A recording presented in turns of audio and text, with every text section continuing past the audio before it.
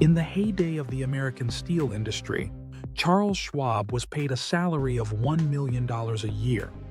This was in the 1920s. That is equivalent to over $15 million today. Why was he paid so much? Was he a genius engineer? No. Did he know more about making steel than anyone else? No. In fact, he had employees who knew far more about steel than he did. Schwab said he was paid that much for one reason: his ability to deal with people. He said, "I consider my ability to arouse enthusiasm among my people the greatest asset I possess." Most of us spend years learning technical skills, coding, accounting, design.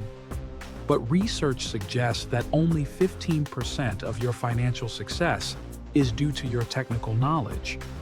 The other 85% is due to human engineering, your ability to lead and handle people. Welcome to Read in Minutes. Today, we are breaking down the grandfather of all self-help books, How to Win Friends and Influence People by Dale Carnegie. Lesson number 1. If you want to gather honey, don't kick over the beehive. On May 7, 1931, the most dangerous criminal in New York City, Two Gun Crowley, was trapped in a gunfight with 150 police officers. After he was captured, the police found a blood-stained letter he had written.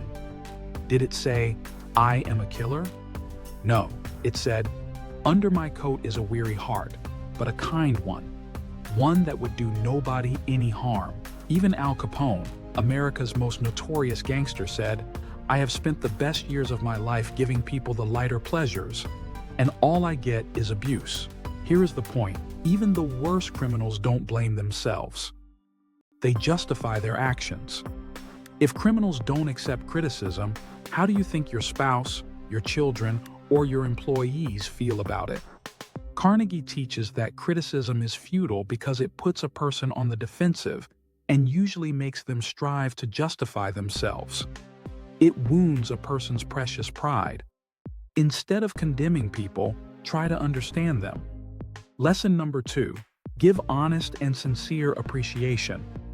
There is one longing that is almost as deep as the hunger for food or the need for sleep.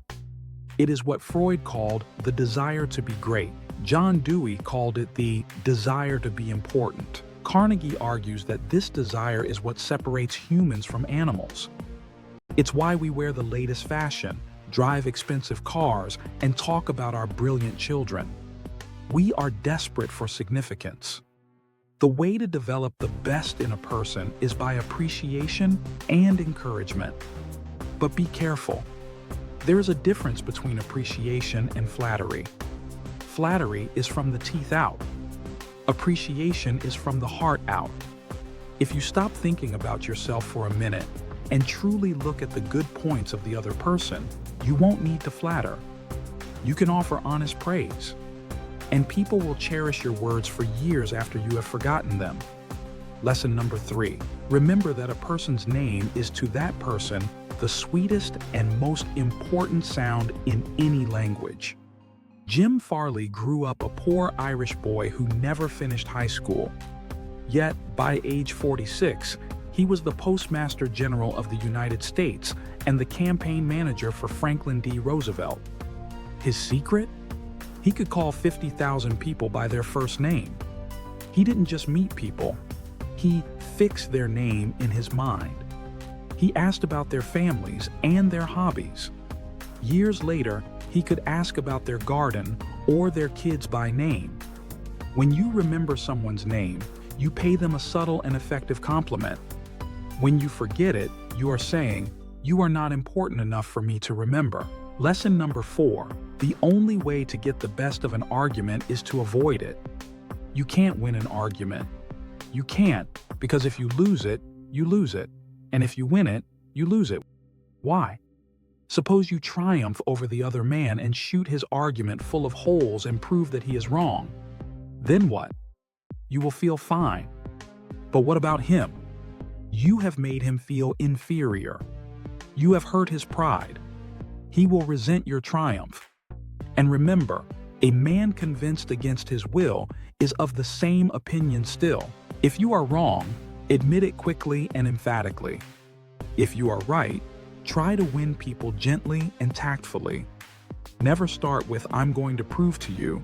That is a challenge.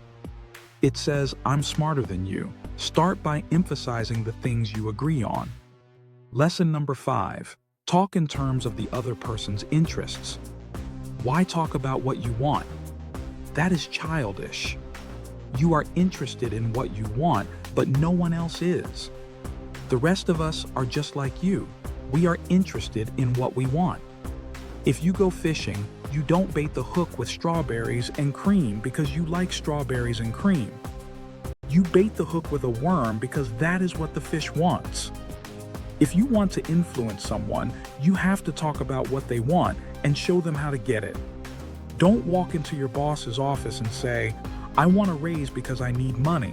Walk in and say, "If we implement this new strategy I designed, we can save the department $20,000 next quarter." Show them how helping you helps them. The principles in this book aren't tricks. They aren't a bag of manipulative tactics. They are a new way of life. You can't just read this book, you have to practice it. The next time you are about to criticize someone, bite your tongue. The next time you meet a stranger, ask them about themselves and listen as if your life depends on it. If you master these skills, you won't just win friends. You will build an empire. If you found value in this summary, subscribe to Read in Minutes. We are building a library of the world's most powerful ideas. Who is the most influential person you know? Tell us about them in the comments below. Thanks for watching, and go make someone feel important today.